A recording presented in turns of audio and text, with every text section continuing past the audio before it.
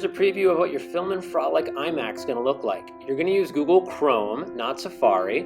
It'll be open to 3 different tabs. The first tab is the Film and Frolic edit page that has iMovie resources, if you need to refer back to that, Yeti resources for like recording audio into a nice microphone, other audio resources like great public domain music that you can get and the logins for those.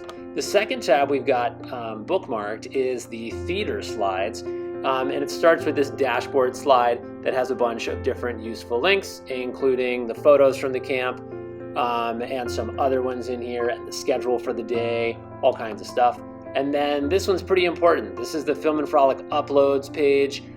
This is at bit.ly/frolicuploads26. And basically with this one, this is where you'll save your raw files, like the video stuff that you take.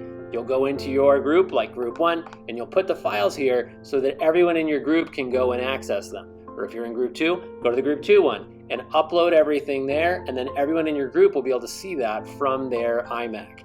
Pretty nifty. And then finally, we've got iMovie here. Go create a new project just like that, tell it movie, and then you'll dive in from there. That's it.